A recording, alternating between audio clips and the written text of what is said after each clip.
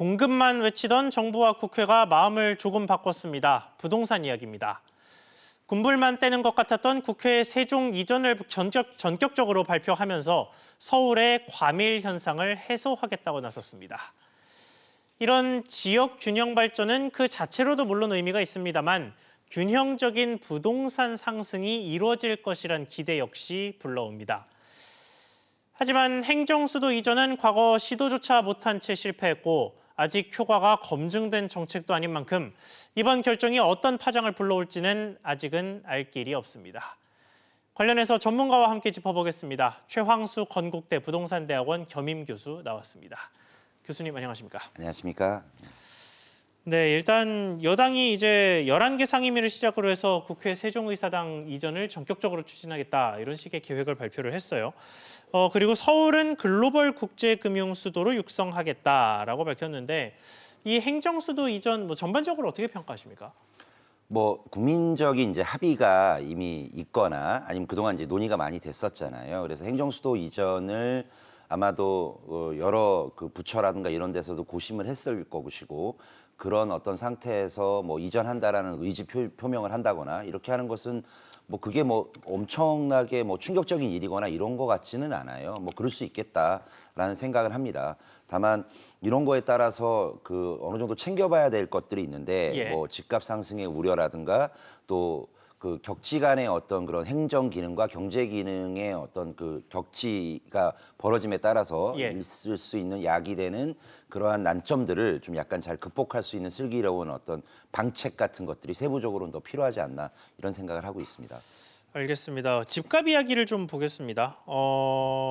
일단 오르는 쪽부터 보겠습니다. 세종시 같은 경우는 벌써 정부 부처들이 세종시로 내려간 게 오래된 일이기는 합니다만 서울을 제외하면은 전국적으로 봤을 때 아파트값 상승세를 주도하는 지역을 하나만 꼽아보라고 하면 세종이거든요. 특히나 최근에는 세종시에서 아파트가 17억 원에 매매됐다는 소식도 있습니다. 그래서 이게 국회가 내려가는 게 오히려 세종시 집값만 띄우는 거 아니냐 이런 우려가 좀 있을 것 같은데 어떻게 보십니까? 결론적으로는 그 세종시 집값이 국회가 내려가면은 더 지금보다 더 강해질 것 같기는 해요. 근데 보니까 이번에 이제 국회의사당이 내려가는, 그러니까 국회가 내려가는 단계적으로 내려가는 거를 얘기했을 때 이게 구체화되었느냐라고 얘기했을 때 설계비가 또 어느 정도 확정이 됐다라는 소식이 이제 전달이 되었어요. 그래서 진짜로 뭔가 되게 구체화되는 거 아닌가라고 했는데 지금 앵커께서 얘기하신 대로 17억에 대한 것들은 149제곱미터더라고요. 전용 면적. 좀 큰 평수였죠. 그래서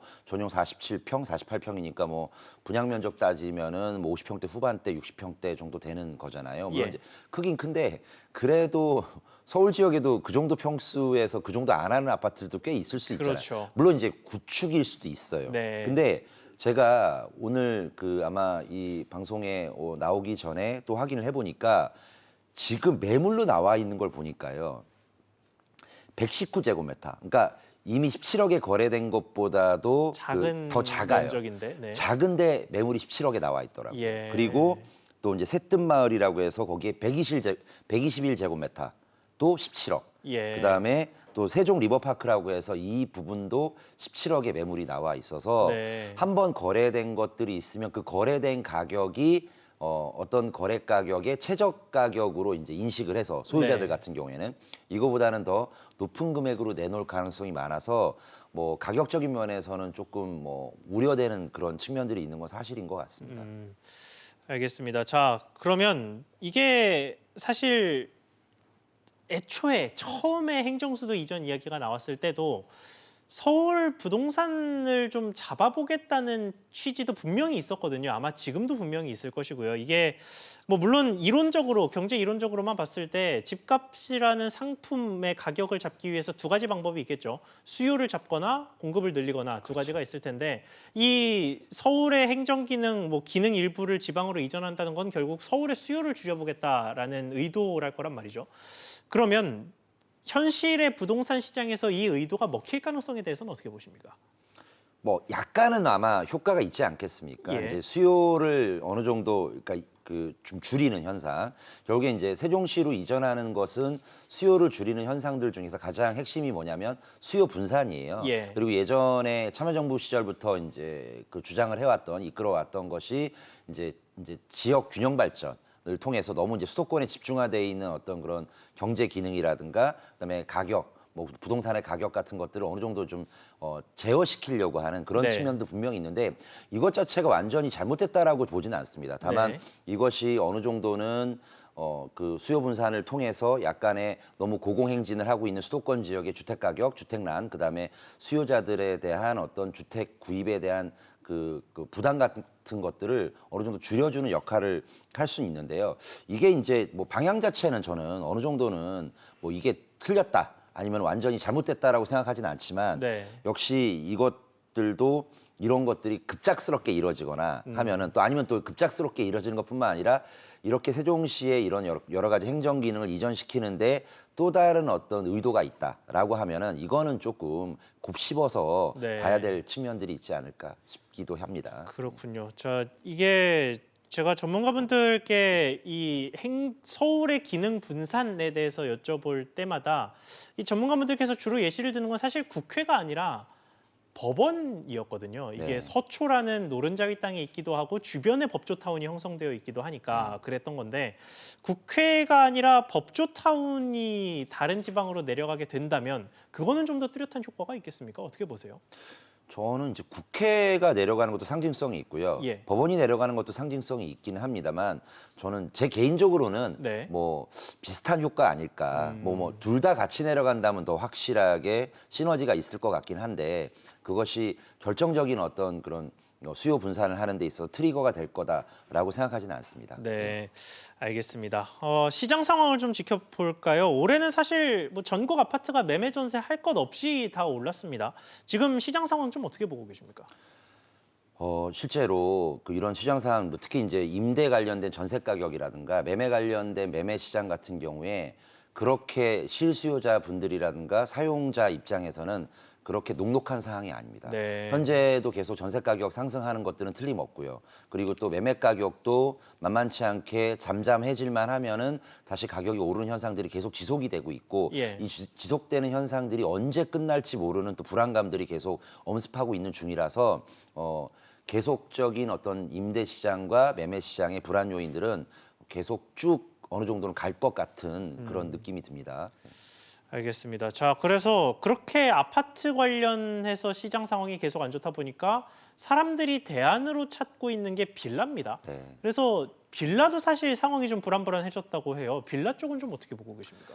지금 전반적으로 보면 거래량이 예전보다는 그렇게 많이 늘었다라고 볼 수는 없어요. 네. 약간 이제 감소한 측면들도 있는데 아파트 매매 가격이라든가 거래량의 감소 폭보다 빌라라든가 이런 어떻게 보면 이제 아파트보다는 차선의 선택을 하시는 수요자의 어떤 그런 그 내용들일 텐데 네. 그 빌라라든가 다세대 연립 같은 것들이 아파트의 거래량 감소 폭보다는 훨씬 적습니다. 그러니까 상대적으로 얘기한다면 둘 다 감소폭이 있다 하더라도 아파트보다는 빌라들에 대해서는 조금 더 선호도가 어느 정도 더 있다라고 얘기하는 것은 아파트 가격이 너무 오르다 보니 예. 뭐 차선의 선택을 하기 위한 빌라 가격이라든가 물론 이제 빌라 가격도 뭐 입지가 좋은 지역 위주로 해서 훨씬 더 거래량이 좀 더 많을 것 같기는 한데 네, 뭐 지역도 있고 신축 여부도 있고 그렇겠죠. 그렇습니다. 그래서 그런 부분들 때문에 아마도 이제는 그 아파트 쪽에서 주도했던 가격 상승에 대한 그 여력이 빌라라든가 이런 차선의 선택을 하는 그런 그 형태까지도 계속 번지고 있는 느낌을 가지고 있습니다. 알겠습니다. 자, 이런 가운데 새로운 국토교통부 장관 후보자가 등장을 했습니다. 최장수 국토부 장관이었던 김현미 장관이 물러나고 변창흠 후보자가 이제 거기에 이름을 올렸는데 이 변 후보자가 과거에 부동산 시장과 관련해서 했던 말들이 뭐 구설수에 좀 오르는 모습이 나오고 있어요. 일단 변 후보자 정책이 어떨 거라고 보십니까? 저는 이제 그 전임 그 김현미 장관의 어떤 정책 기조와 완전히 다른 어떤 정책을 쓸 것 같지는 않습니다. 네. 어쨌든 현 정부 내 또 임명된 인사이기도 그렇죠. 하니까요. 아마 결을 비슷하게 할 것 같긴 한데 구체적인 내용에서는 뭐 이분도 학자 출신이다 보니까 네. 오랫동안 연구했던 그런 주안점들은 분명히 있긴 있을 거예요. 그러니까 세부적으로는. 네. 근데 특히나 뭐 지금 얘기했던 거 특히 이제 예전에 SH공사의 사장 시절에도 예. 보면 서울시의 도시재생 사업이라든가 약간 뭐 무분별한 개발 그다음에 철거를 통해서 주택을 공급하는 것보다는 존치를 시키면서 네. 그러니까 철거를 하지 않으면서도 그 지역의 어떤 그런 그 쾌적성이라든가 이런 것들을 높이는 이런 정책들을 써왔기 때문에 네, 지금의 서울시 정책과도 유사하네요. 그렇습니다. 예. 뭐 당시 이제 뭐 전임 시장이셨던 뭐 박원순 시장의 어떤 그런 정책하고 어느 정도는 약간 궁합이 좀 잘 맞는 네. 그런 정책들을 좀 펴왔던 분이거든요. 그러니까 아마도 정책들도 대규모로 정책을 뭔가 공급을 한다기보다는 그러한 범주 내에서 아마 이런 또 주택 정책이라든가 공급 정책을 펼 가능성이 상당히 높다라고 보고 있습니다. 알겠습니다. 자, 그리고 변 후보자의 등장으로 좀 어려운 이름의 정책들이 등장을 하던데요. 네. 환매 조건부 주택, 또 토지 임대부 주택 이런 것들이 나오고 있던데 뭐 이게 어떤 종류의 주택인지 또 효과는 어떻게 보시는지도 설명을 부탁드리겠습니다. 이게 환매 조건부 주택은요. 일단은 분양을 해요. 예. 분양을 하는데 분양하고 나서 나중에 집을 대팔 때는 우리가 이제 내가 분양받았으면 소유권 이전이 됐으면 그것에 대해서 내가 팔고 싶은 사람에게 팔면 되는 거잖아요. 그렇죠. 근데 팔려고 할 때 이거를 사는 사람이 한정이 돼 있는 거예요. 그거는 이제 정부기관이라든가 LH가 되사는 조건으로 내가 분양을 받는 겁니다. 네, 근데 그 이제 대신 싸게 받고 이렇게 되는 그렇죠. 건가요? 싸게는 받는 대신 네. 되팔 때도 싸게 팔아야 되는 거죠. 네. 그러니까 시세가 상승을 했다든가 주변에 어떤 가격이 올랐다 하더라도 일정 부분의 어떤 수준까지 밖에 매도를 할 수 없기 때문에 네. 약간의 시세 차익이라든가 이런 것들이 좀 어려운 측면들이 분명히 있고요. 이제 그렇다면은 이제 우리가 인간이라는 어떤 리가 기본적으로 내가 어떤 자산을 취득했을 때는 그것에 대한 인플레 해치 어떤 효과라든가 이런 네. 것들도 생각을 할 텐데 이런 것들이 어렵다 보니 주택 가격을 어느 정도 그 상승하는데 약간은 제어할 가능성이 많다라고 이제 하는 아이디어로 이렇게 하고 있는 것 같고요. 예. 또 하나는 이제 토지 임대부 주택이 있는데 네. 이거는 땅은 국가라든가 공공기관이 가지고 있어요. 그리고 나서 주택은 대신 이제 위에 있는 건축물은 이제 민간이 이제 가지고 있는 거예요. 네. 대신 건물만 사니까 땅까지 같이 이제 사는 것보다는 분양가는 굉장히 현저하게 작을 거란 말이죠. 그렇죠. 근데 그렇게 하는 대신 토지는 공공이 소유하고 있으니까 토지에 대해서는 이제 월세, 지료 같은 형태로 임대료를 내는 겁니다. 네. 건물은 내가 소유하고 있어요. 근데 이제 앞에 말씀드렸던 환매 조건부 주택보다는 조금 다른 이유가 뭐냐면 그 건물만 사기 때문에 분양가가 낮지만 건물을 또 자유롭게 5년 정도가 지나면 계약일로부터 5년 정도가 지나면 자유롭게 매매를 할 수가 있어요. 근데 그 매매 역시도 토지는 계속해서 국가가 보유하고 있는 그렇죠. 상태겠네요. 그러니까 건물만 매매를 하는 거죠. 네. 그래서 내가 거기에 있는 사용권이라든가 건물의 어떤 등기부만 넘기는 이런 형태가 되기는 하거든요. 근데 이게 예전에 그 보금자리 주택이라든가 이런 쪽에 특히 강남권에 이것을 이미 실시한 적이 있고요. 네. 특히 싱가포르 같은 경우는 1960년대부터 실시를 해서 나름대로 효과를 봤던 정책 중에 하나예요. 그러다 보니까 이것을 어느 정도 도입을 하겠다라고 하는데 사실 이것도 어느 정도 좀 여러 가지 난점들이 좀 있었던 것이 네. 이미 강남권에 있는 보금자리 주택에 이것을 실시를 했지만 실제로 여기서도 상당히 시세 차익이 발생했습니다. 건물만 파는 건물만으로도요? 건데도 예, 네. 건물만 파는 건데도 뭐 현재 가격을 본다면 거래되는 가격을 본다면 원래 건물만 분양받았던 가격에 뭐 한 2배, 3배 정도가 또 이미 오른 상태로 또 매매가 되고 있거든요. 토지는 이제 매매가 되는 것이 아닌데도 불구하고 네. 과연 이런 것들까지도 과연 내가 제어할 수 있겠느냐, 국가라든가 공공기관이 제어할 수 있겠냐에 대한 것들은 좀 세심하게 좀 바라봐야 될 것 같아요. 알겠습니다. 뭐 아직 변 후보자가 이런 정책을 하겠다 이런 식으로 공개적으로 밝힌 건 아니어서요. 뭐 과거 발언과 학자 소신에 비춰봤을 때 그럴 거라고 예상만 하는 것이지 실제 정책은 어떻게 나올지 좀 더 기다려봐야 할 것 같습니다. 오늘 말씀 여기까지 듣겠습니다. 지금까지 최황수 건국대 부동산대학원 겸임 교수와 이야기 나눠봤습니다. 교수님 오늘 말씀 감사합니다. 감사합니다.